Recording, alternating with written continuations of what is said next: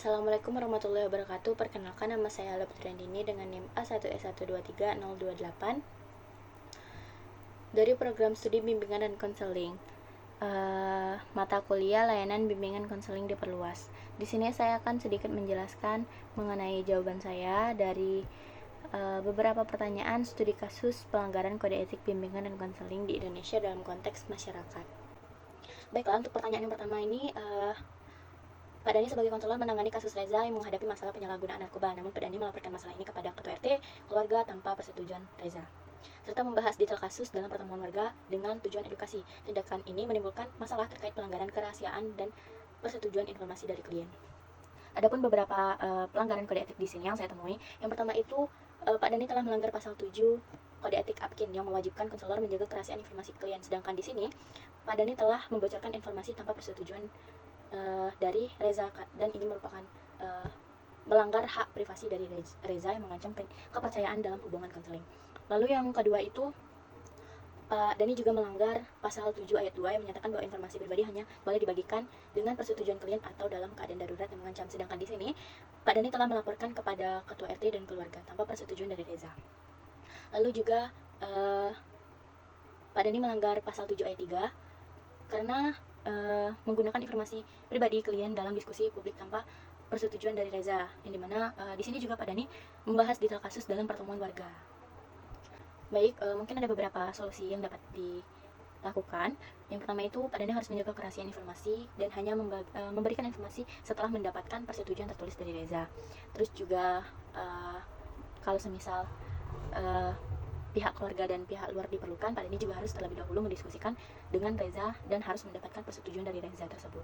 Lalu juga jika ingin mengadakan edukasi tentang narkoba kepada masyarakat, bisa dilakukan sebagai contoh, akan tetapi tidak menyebutkan detail tentang diri klien atau yang bisa mengidentifikasikan klien.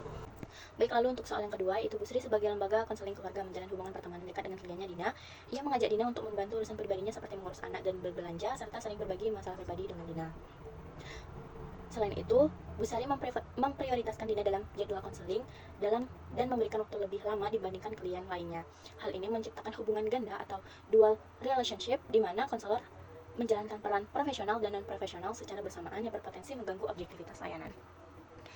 Adapun beberapa pelanggaran kode etik di sini, yang pertama itu melanggar kode etik APKIN pasal 6 ayat 1, yang dimana konselor harus menghindari hubungan ganda yang dapat menimbulkan konflik kepentingan dan mempengaruhi netralitas dalam memberikan layanan konseling. Sedangkan Bu Sari di sini mencampur adukan peran profesional dan pribadinya, dan ini dapat mempengaruhi profesionalisme dan integritasnya sebagai konselor. Lalu Bu Sari di sini juga menggunakan posisi konselor untuk meminta bantuan dari Dina seperti mengurus anak, berbelanja. Itu juga merupakan melanggar prinsip etika yang menuntut konselor untuk tidak memanfaatkan klien demi keuntungan pribadi. Hal ini tuh bertentangan dengan integritas profesi konseling, di mana konselor harus menjaga batas hubungan yang jelas dengan klien. Lalu pelanggaran kode etik yang saya temui lagi itu adalah ketidakadilan dalam layanan konseling, yang dimana Ibu Sari memprioritaskan Dina dalam memberikan jadwal dan waktu konseling yang lebih lama dibandingkan klien lainnya. Hal ini melanggar prinsip keadilan dan non-diskriminasi dalam layanan konseling yang menuntut konselor memperlakukan semua klien secara setara tanpa bias atau memperlakukan khusus, yang ada pada pasal 3 kode etik APKIN. Adapun dampak dari hubungan ganda ini, yang pertama itu kehilangan objektivitas profesionalisme, lalu juga risiko ketergantungan klien, dan juga merugikan klien lain yang seharusnya mendapatkan waktu konseling yang sesuai menjadi berkurang gitu. Lalu juga mungkin ada beberapa solusi dari masalah ini. Itu yang pertama, Bu Sari harus segera mengakhiri segala keterlibatan dan profesional dengan Dina dan kembali menegakkan batas-batas hubungan profesional yang jelas. Lalu juga Bu Sari harus memastikan semua klien diperlakukan secara setara dalam penjadwalan dan durasi konseling. Lalu juga mungkin Bu Sari sebaiknya menjalankan supervisi untuk mengikuti pelatihan tambahan tentang etika profesional batas hubungan klien untuk memastikan dia memahami dan mematuhi batasan etika yang sesuai. Lalu pertanyaan yang ketiga, Pak Rahmat, seorang konselor di Puskesmas Sejahtera, juga membuka praktik konseling pribadi di rumahnya. Ia menyarankan klien bernama Farhan untuk datang ke praktik pribadinya karena mengklaim bahwa layanan Puskesmas tidak memadai untuk kasus Farhan dan mengenakan biaya konsultasi. Selain itu, Pak Rahmat menjanjikan akses lebih mudah ke layanan kesehatan puskesmas jika Farhan rutin datang ke praktik pribadinya. Masalah ini mencakup konflik kepentingan, penyalahgunaan wewenang, dan komersialisasi layanan konseling. Adapun beberapa pelanggaran kode etik di sini yang saya temui.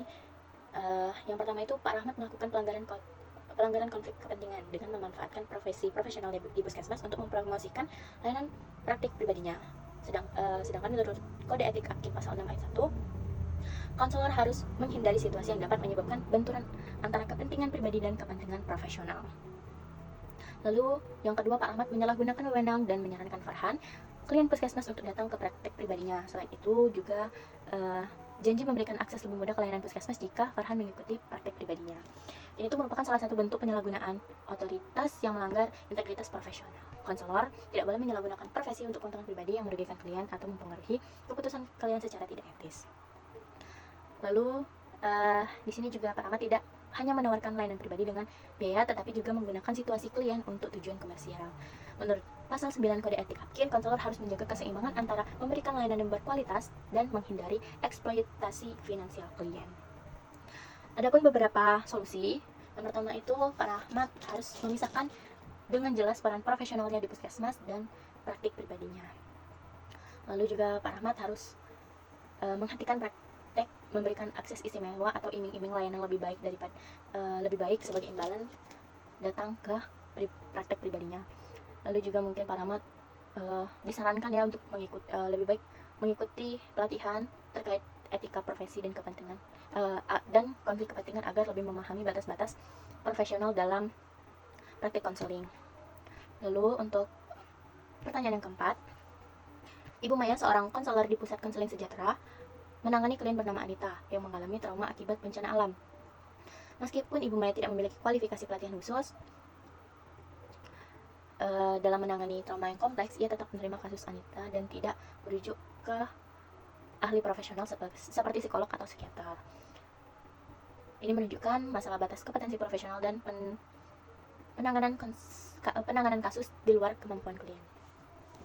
Adapun beberapa pelanggaran kode etik di sini yang saya temui. Yang pertama itu berdasarkan kode etik Apkin pasal 5 ayat 1, konselor harus menyadari batasan kompetensi profesional mereka yang tidak menangani kasus di luar bidang keahlian yang dimiliki. Sedangkan di sini Bu Maya tidak memiliki kualifikasi atau pelatihan khusus dalam menangani trauma yang kompleks atau PTSD. Akan tetapi dia tetap menerima kasus tersebut.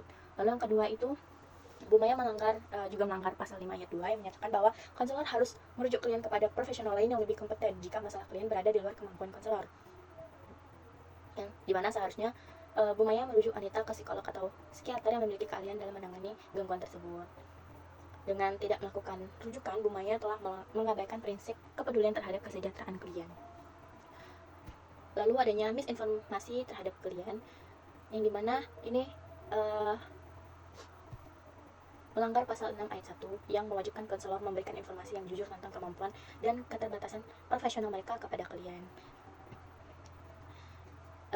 Mungkin di sini ada beberapa solusi yang dapat dilakukan. Yang pertama itu Ibu Maya harus mengakui keterbatasan profesionalnya dalam menangani trauma kompleks atau PTSD dan segera merujuk Anita kepada psikolog atau psikiater yang lebih kompeten dalam bidang tersebut. Lalu juga mungkin Bu Maya perlu bekerja sama dengan profesional lain seperti psikolog, psikiater, ataupun tenaga profesional lainnya untuk memberikan penanganan yang komprehensif kepada klien atau kepada Anita itu sendiri. Jadi mungkin ada solusi yang ketiga itu Ibu Maya mungkin bisa mengikuti pelatihan atau pendidikan lanjutan yang khusus menangani trauma kompleks atau PTSD. Ini akan membantu meningkatkan kemampuan dalam menghadapi kasus-kasus serupa di masa mendatang. Baik, untuk pertanyaan yang terakhir, pertanyaan yang kelima, Pak Tono, seorang konselor di Balai Pemberdayaan Masyarakat, diminta oleh camat untuk melakukan tes psikologi kepada calon penerima bantuan sosial. Meskipun tidak memiliki sertifikasi atau kompetensi dalam administrasi serta interpretasi tes psikologi, Pak Tono tetap menggunakan tes instrumen yang didapat dari internet dan menafsirkan hasilnya sendiri. Ia kemudian memutuskan siapa yang layak menerima bantuan berdasarkan hasil tersebut, tanpa melibatkan profesional yang lebih kompeten dalam bidang psikologi. Ketika hasil tes dipertanyakan oleh warga, Pak Tono mengklaim memiliki wewenang penuh sebagai konselor untuk melakukan asesmen psikologi. Di sini ada beberapa pelanggaran yang saya temui. Yang pertama itu menurut berdasarkan kode etik Apkin Pasal 5 ayat 1, konselor harus menyadari batasan kompetensi mereka dan hanya menggunakan instrumen atau teknik asesmen yang sesuai dengan keahlian dan pelatihan yang dimiliki. Dalam kasus ini, Pak Tono itu tidak memiliki kualifikasi ataupun sertifikasi yang sah dalam melakukan administrasi atau interpretasi tes psikologi. Namun, Pak Tono ini tetap melakukan tes, dan ini merupakan pelanggaran serius terhadap prinsip kompetensi profesional. Lalu pelanggaran selanjutnya yang saya temui itu penyalahgunaan instrumen tes psikologi yang tidak resmi, yang dimana instrumen tes yang diambil itu hanya dari internet yang mungkin tidak valid atau tidak sesuai dengan konteks penerapannya. Lalu juga penggunaan alat ukur yang tidak divalidasi secara ilmiah melanggar kode etik terkait standar penggunaan alat asesmen. Lalu pelanggaran kode etik yang ketiga itu penyalahgunaan wewenang atau tanggung jawab, yang dimana di sini Pak Tono itu menyalahgunakan posisinya sebagai konselor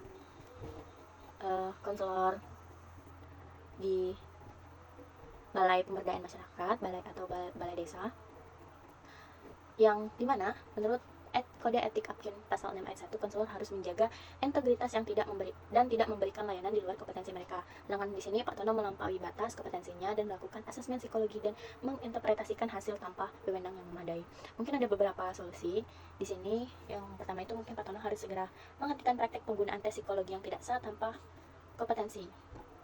Karena hanya profesional yang memiliki sertifikasi di bidang psikologi seperti psikolog atau tenaga profesional terlatih yang berhak melakukan administrasi dan interpretasi tes psikologi.